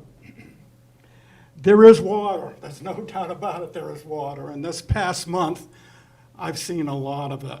I mean, I deal with it all the time because of the acreage that I own over in here, some 30-plus acres. The water does not, this area does not affect me, and it doesn't because I'm slightly higher on this side. So if anything, most of my water flows down here and out to the Old Walpole Road, which goes into culverts, and there's about 2 or 3 of them that cross the Old Walpole Road and dump into the rural area across from me, and the rest of it will go down into the area down in here. I took it upon myself a week ago last Sunday, in between the downpours, to go down and really get an idea as to what was happening in this area here. And a couple of things surprised me. Number one, the old, what I call the logging road, which was the agricultural road for going up to the fields. But years ago, the Cohens did work on this and built it up as a buffer.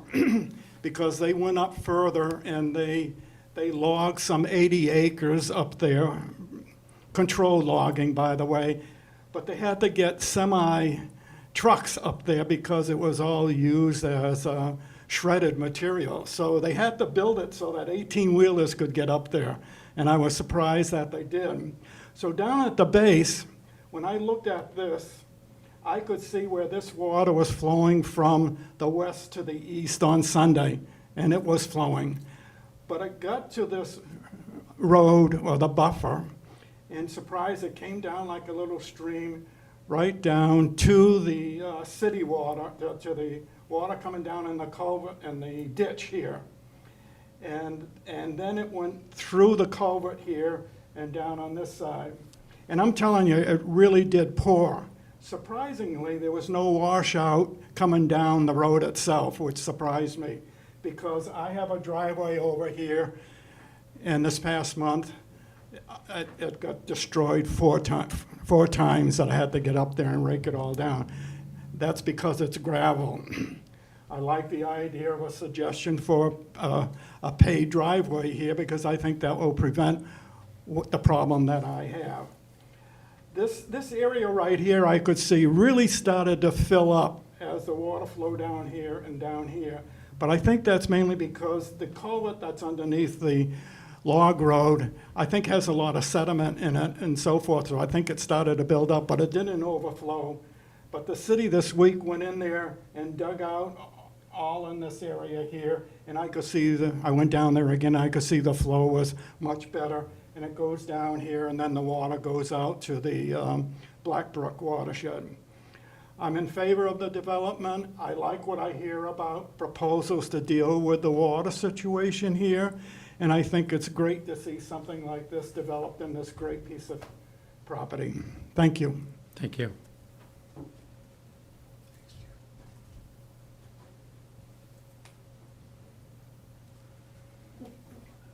Anyone else like to speak?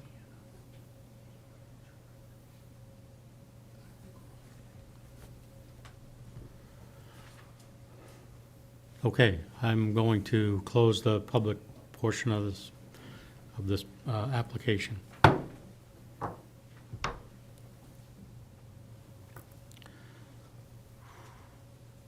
Okay, so I guess we'll ask for a motion and then we can deliberate. All right, thank you, Mr. Chairman. I'm going to read the motion without the paved condition, and if somebody wants to add it, they could make a motion to amend. I would move to approve S-10-22 and SWP-CUP-03-23 as shown on the plan, said identified as 2-lot subdivision, Keene Executive Homes LLC, prepared by Cardinal Surveying and Land Planning at a scale of 1 inch equals 50 feet, dated August 22nd, 2022, and last revised July 7th, 2023. And the plan identified as proposed driveway Old Walpole Road, Keene, New Hampshire, prepared by Brickstone Land Use Consultants LLC at a scale of 1 inch equals 20 feet, dated April 6, 2023, and last revised July 5th, 2023, with the following conditions.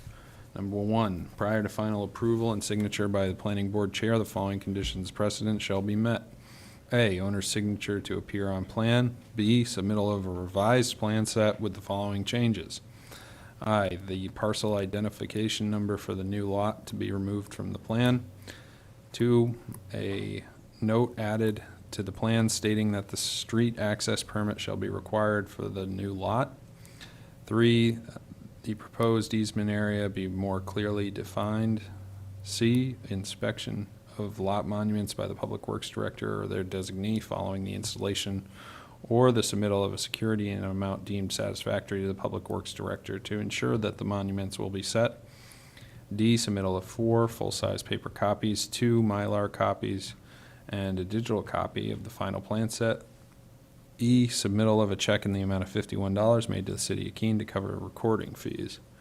Number 2, subsequent to the final approval by and signature by the Planning Board Chair, the following conditions shall be met. A, prior to the issuance of a building permit for the new residential development, a stormwater management plan for the site, including the driveway, level spreader, and culvert, designed in accordance with the New Hampshire Stormwater Manual, and Section 22.3.10 of the Land Development Code and prepared by a professional engineer licensed in the state of New Hampshire shall be submitted for review and approval by the city engineer. B, prior to the issuance of a building permit for the new residential development, a copy of the recorded shared access and maintenance warranty deed shall be submitted to the Community Development Department. Second. Thank you. Board members have any discussion?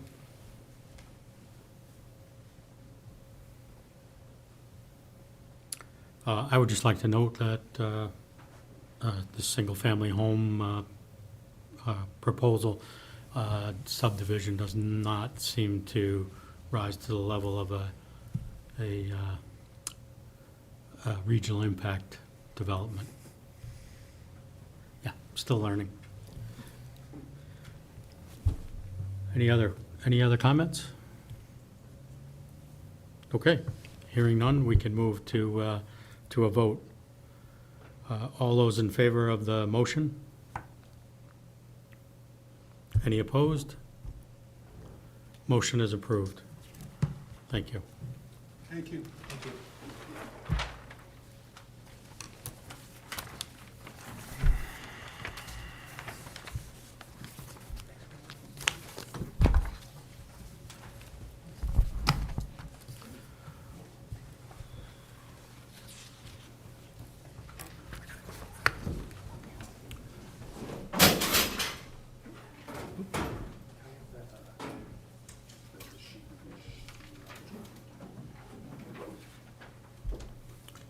Okay, at this time, I'd like to ask staff to present on master plan update discussion.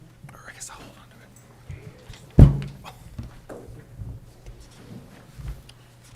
it. Thank you, Mr. Chair. Mary Brenner, Senior Planner.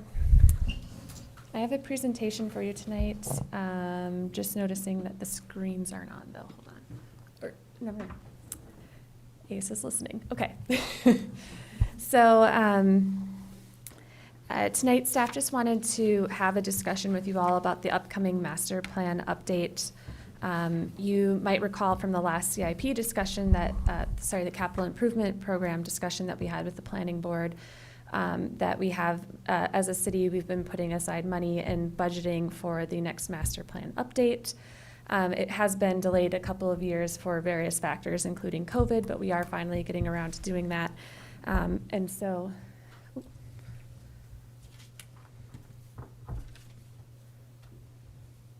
okay, I'll just keep going. And so, just wanted to get the conversation started around that because it is going to be getting underway here pretty quickly.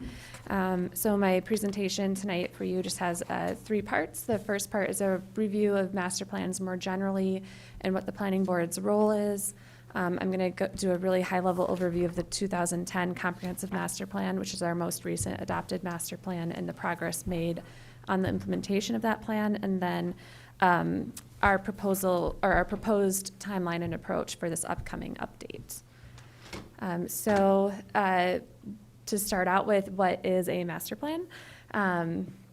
So it's a long-range planning document that serves as a guide for citywide growth and development. It's also a guide for major capital investments, and as a matter of in fact, having a master plan is a prerequisite for having a capital improvement program in New Hampshire.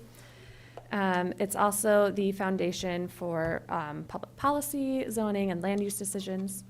The state RSA actually was amended in 2001 to include more precise overview of what the purpose of the master plan is. So I'll just read those out here really quickly. The first is to set down as clearly and practically as possible the best and most appropriate future development of the area under the jurisdiction of the planning board. To aid the board in designing ordinances that result in preserving and enhancing the unique quality of life and culture of New Hampshire. To guide the board in the performance of its other duties in a manner that achieves the principles of smart growth, sound planning, and wise resource protection.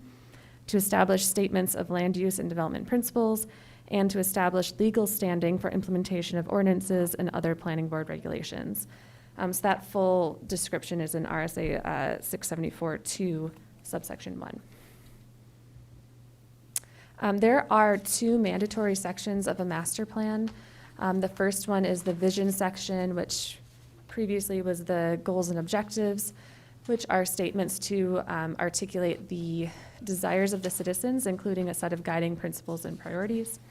The second required section is the land use section, which looks at existing land use trends over time, and proposed future land uses, and also looks at data to support that, such as studies of population, economic activity, and resources.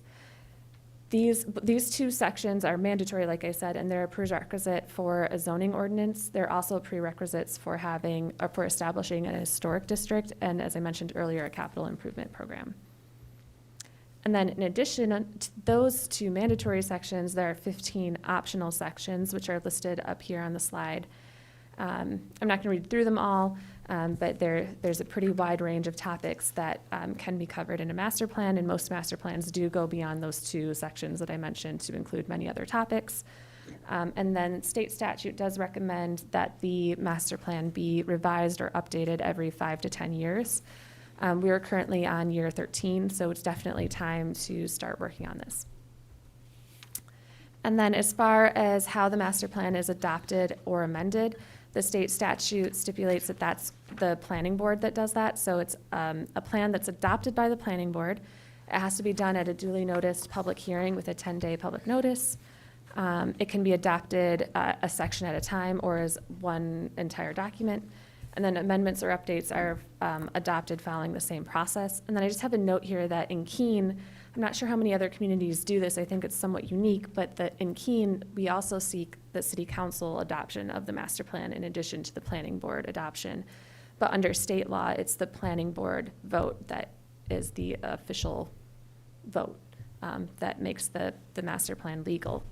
And then once it's voted on, you have to file it with the city clerk. And that's when it becomes in full force and effect. So are there any questions about, I know I breezed through that pretty quickly, but about what a master plan is and the planning board's role with the master plan at this point in time? Okay. So now I'm going to kind of switch gears and start talking about the comprehensive master plan that was adopted in 2010. So the last update to the master plan kicked off with an award-winning community visioning process in 2008. And the process to develop the vision involved really extensive public outreach. It was award-winning because of all that outreach. I believe it was over 2,000 individuals who were involved in doing charrettes and community forums, focus groups, study circles. It was a wide range of input. And through that community vision process, they distilled down all of the input to 6 key focus areas, which are listed up here on the slide. They are a quality built environment, a unique natural environment, a vibrant economy, a strong citizenship and proactive leadership, a creative learning culture, and a healthy community. In addition, the last master plan update, rather than kind of following the traditional chapter format, because prior to the 2010 comprehensive master plan, the city of Keene actually did sort of rolling updates where chapters were updated every year or every 2 years, something like that. And so that created issues where some of the chapters would have different levels of detail, and they didn't necessarily always, they weren't always in sync with each other and might actually have contradicting statements or goals. And you also, with that format, you kind of run the risk if your vision section gets too out of date and you're doing like an update to housing, for example, they could be a mismatch. So at that point in time, the city decided to move away from that method and the traditional chapter by chapter way of doing a master plan and to do a more comprehensive update where it was all done at once. And with that, the city sort of departed away from the traditional chapter, like really detailed, data-driven chapter approach. So if you have had a chance to look at the master plan, you might notice that these 21, so we have 21 different topic-oriented chapters, and they're at a much higher level, and they're a little bit more concise than what you might see in some more traditional master plans. Some of them are traditional topics like economic development and transportation. But then we have other things like a walkable community and there's a chapter on diversity and arts and culture and leadership. So they're not always the same traditional topics that you would see, but they all fall within those categories that I showed on that earlier slide of the 15 optional chapters. So anyways, oh, and one other thing I wanted to note is that embedded within each of these 21 sort of topic-oriented chapters, they have, there's often goals and recommendations listed within the chapter that don't show up in the implementation plan, and I'll talk about that in just a minute.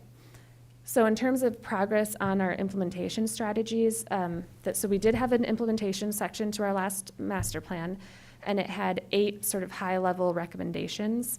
Of those, we've either completed or have substantially completed 5 of them, and there's 3 that were not ever done.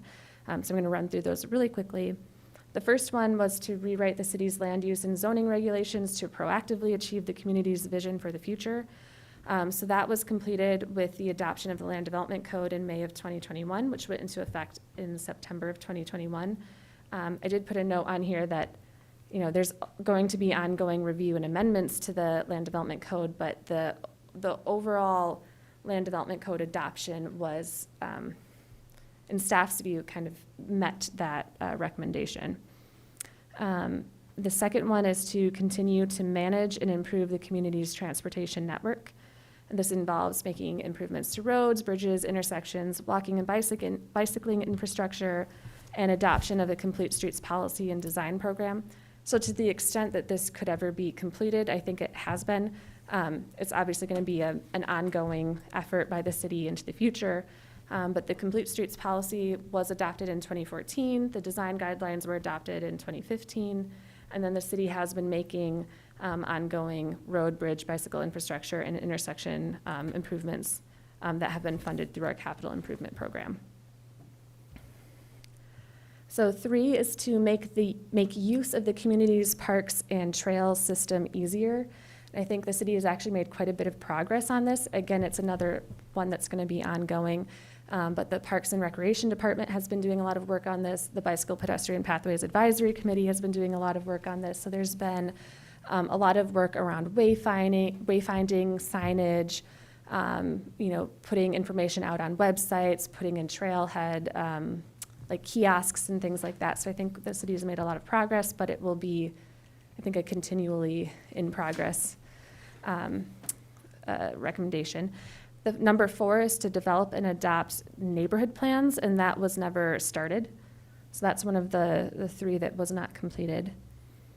Number 5 was to adopt low-impact design standards in the subdivision and site plan regulations, and that was completed. I'm not sure exactly what year it was done, but those were integrated into what used to be the combined site plan and subdivision regulations, and now it's under the site development standards. So any new development is required to have low-impact design, and then there's a list of what qualifies for that. And then number 6 is to adopt a city council resolution to become a champion in the Council for a Healthier Communities Vision 2020 program. I don't believe that program exists anymore, but the city did do that. So it later became the Healthy Monadnock Champions program. And I'm not sure if that program is still around. I think it is, but the city did do that, and we are considered a champion in that program, so I marked it as completed.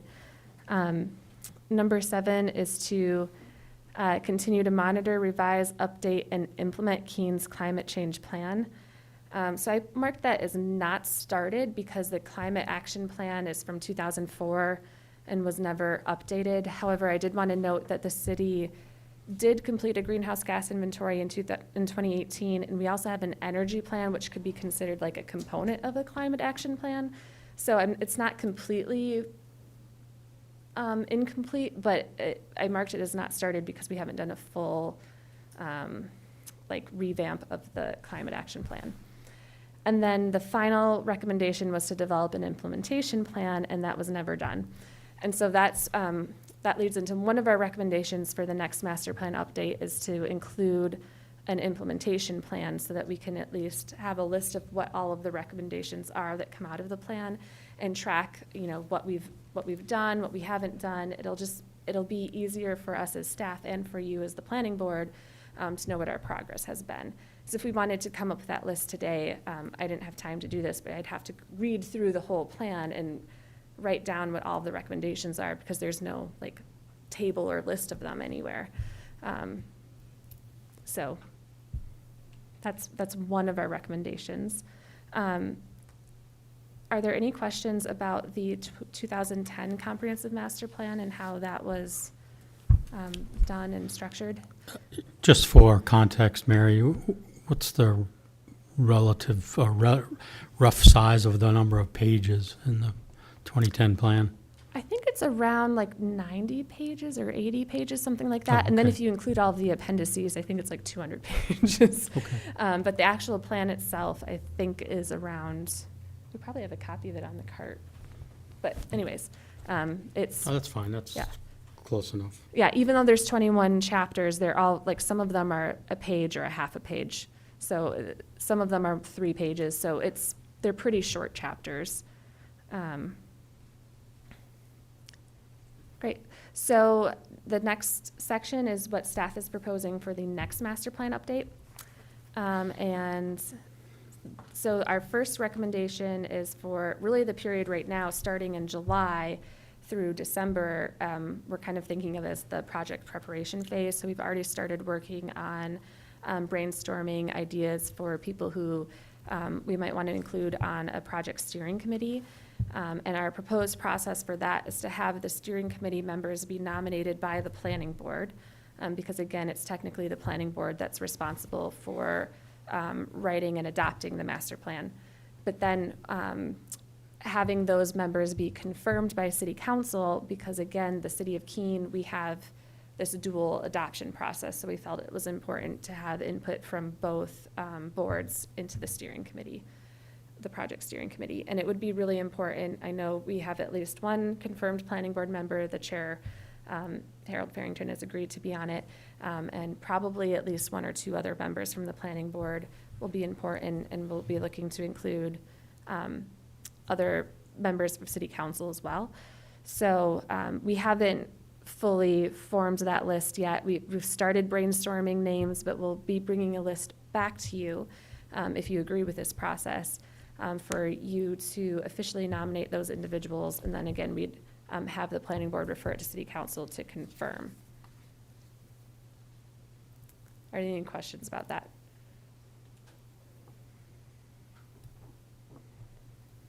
I have a question. Are there other, if I may? Yeah, please. Thank you, Mr. Chairman. Are there other boards that the planning board has nominated in the past? Or committees? The Southwest Region Planning Commission commissioners is the only thing I can think of. Right. Because the way that process works is the planning board nominates, and then they have to be confirmed by city council. But that's for an external organization. I can't think of another city committee. And we did go back and forth on whether or not this should be a city council appointed committee or a planning board appointed committee. I think based on the state statute and where the authority comes to develop a master plan, we felt it was the planning board. But we also know in the city of Keene, because like in the past with the 2010 comprehensive master plan, the steering committee was actually appointed by city council and not the planning board. And so we're trying to come up with a way to connect the two a little bit more. I mean, it might make, I don't have a problem with the planning board coming up with a list of potential people to be on the committee, but to keep it consistent with our processes, I would put that through the mayor's office to make that nomination for confirmation by the city council. Right. Which I don't think is going to function, like, honestly, I'm not gonna take it and put in my own people or anything, but it would make sense to me to do that, for the planning board to come up with a list of potential nominees and then submit it through the city council process through a mayoral nomination. Yeah, and I think one thing I just want to check with the city attorney on that is if it's like a typical ad hoc committee that's appointed by the mayor and confirmed by city council. I believe their terms only run for the duration of the term of the mayor. So that was one of our considerations in thinking about this. But I can certainly check with the city attorney and see if there's any issues with that. But I think we can figure out a way to make it work. Okay. Mr. Clancy.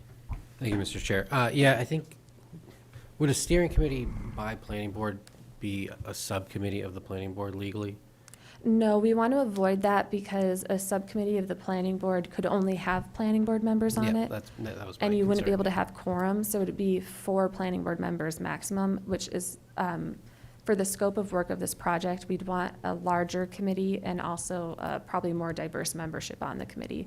So, we probably want to have representatives of the business community and, the arts community and housing and, there's, Keene State College and the school system. So there's a lot of, I think the last steering committee was maybe like 15 people. So we felt that doing a subcommittee of the planning board would be a little bit too limiting for this project at least.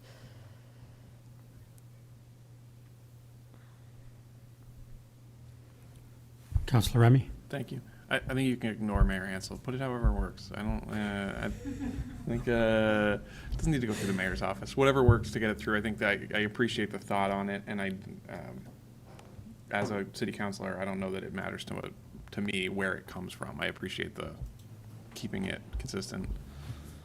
With all due respect, it doesn't matter what you think about it as a city councilor, because it's get it on the floor for the council to vote on. I have to put it on the agenda.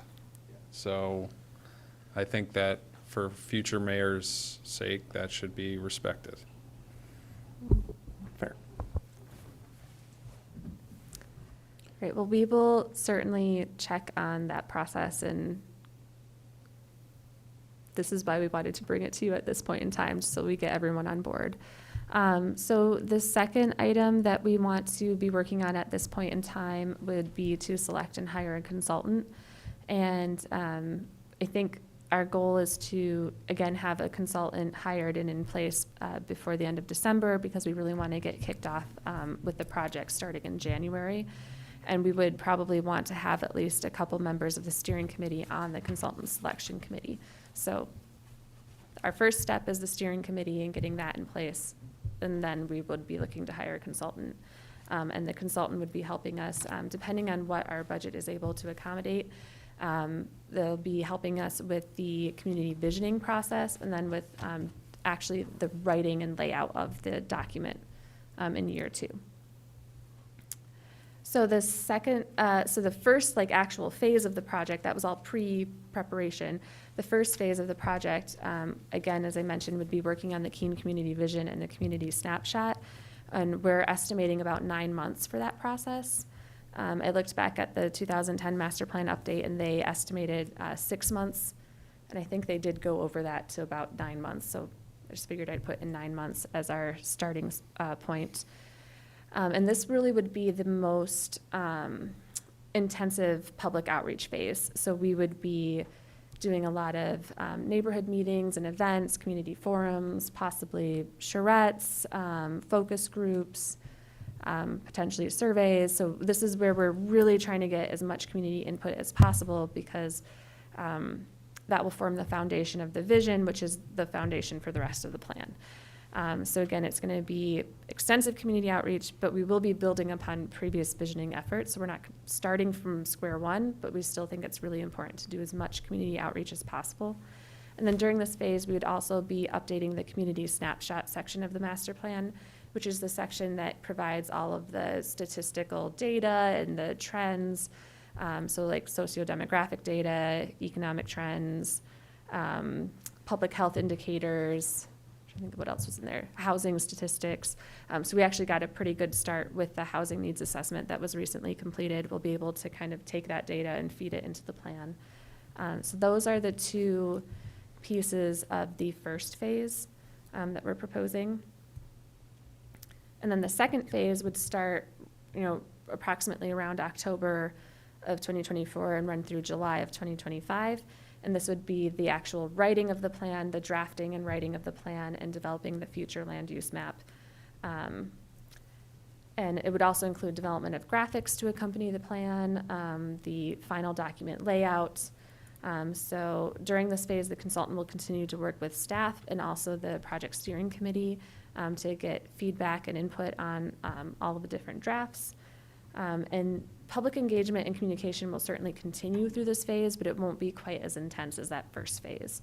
So we have a larger budget actually for the first phase and a smaller budget for the second phase. So depending on budgetary constraints, some of this work may need to be done in-house by staff, which could affect the timeline.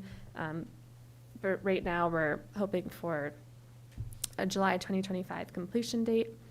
And then for the adoption process, again, what we're proposing is sort of like a hybrid planning board, city council review. So once the steering committee is ready and feels that the plan is ready, they would refer it to the planning board. The planning board would hold the statutorily required public hearing on the master plan, and that would be an opportunity for the public to come out and comment on the plan. And then our proposals for the planning board, before they make a final vote, to refer it to city council for city council to review and adopt, and then the planning board would adopt the plan. And the reason why we're proposing it to happen that way is because we felt that having the planning board adopt first and then have city council adopt could become problematic. Because if the city council adopts after the planning board and the city council decides to make any changes, at that point in time, the plan's already official and adopted. So we felt that the city council had to adopt first and then the planning board. And again, this is just what we're proposing right now, and we can change this, but the city of Keene our practice has been to have both bodies adopt the plan. We just feel that the planning board should be the final vote because that's what actually is the official vote under New Hampshire state law.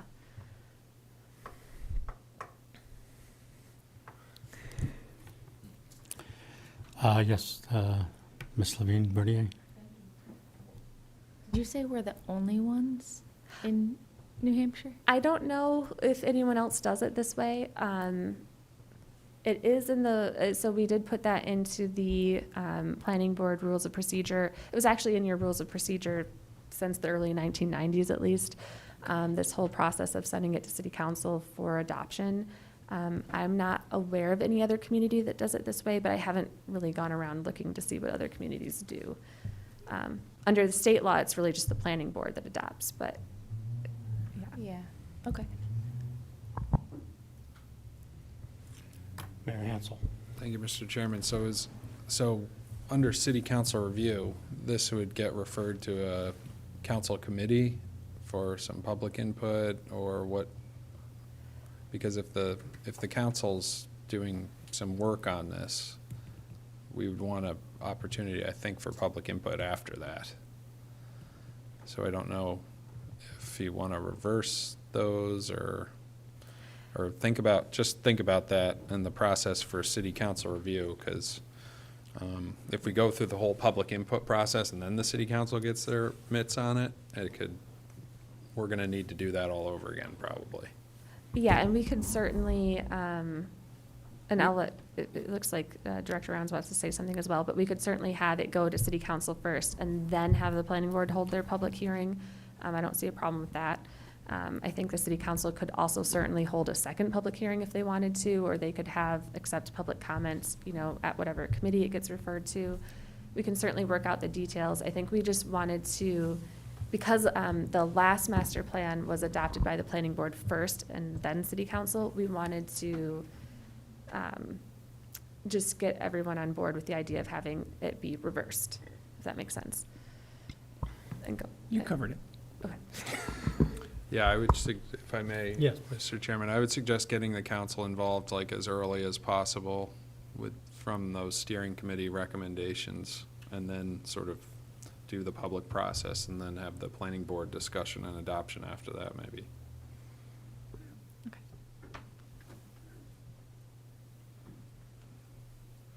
Councilor Remy. Thanks. Is there any mechanism to do a joint public hearing? And I don't know, do a joint council and planning board and bring everybody to one room? Yes. Yep, that's another option.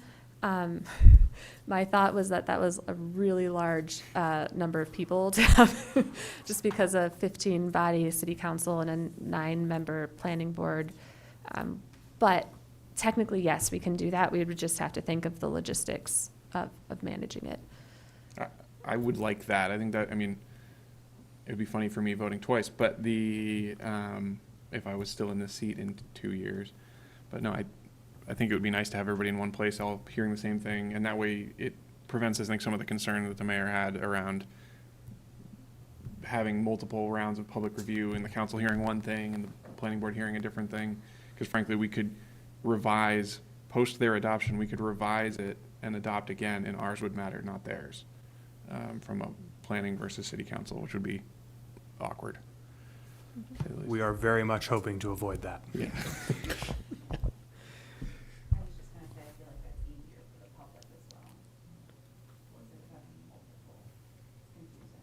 Yeah. Great. So that's really great feedback. And I think there's nothing stopping us from doing a joint public hearing. So we could do a joint planning board and city council public hearing and have that be the night for public input. The boards wouldn't necessarily have to vote that same night, but you could definitely have the joint public hearing together. Councilor Remy. And a report from this board to the city council doesn't necessarily get referred to committee, does it? It would be coming in as a committee report already, kind of, or it's not a committee report, there's a different section of the agenda, but. Boards and commissions. Boards and commissions report, report. Mr. Cost. Thank you. I'm just curious if there's sort of a disagreements or different large viewpoints along the way differently between the planning board and the city council. And I'd assume there's lots of time to have conversations and work that out because the people will be on the steering committee together. But at the end of the day, if there is some thing that seems unsurmountable, how is that adjudicated? Is the planning board or the city council? I mean, how does this adoption work if there's a sort of a different vision at that point? Yeah, so I think that's where we want to try and make the connection between the two bodies as early on as possible and make sure that everyone's kind of on the same page from the beginning. But at the end of the day, the planning board adopts the master plan.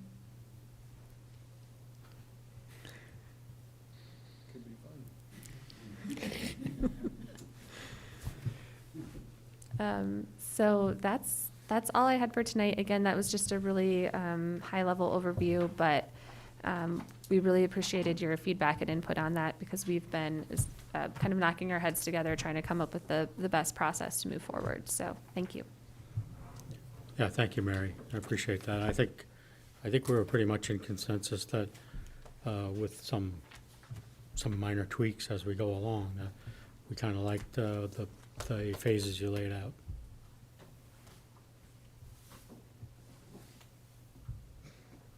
Okay, great. Moving right along to staff updates. Any staff updates to report? Thank you, Mr. Chair. I do not have any updates for you tonight. Okay, great. New business. Are there any items of new business that board members would like to see added to a future meeting agenda?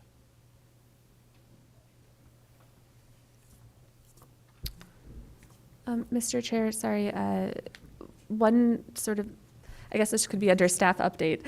Sorry about that. But I did want to note that at this point in time, we do not have any items of business for the August Planning Board agenda. So we'll let you know if that changes, but at this point in time, we don't have anything for the August agenda. So no applications were submitted.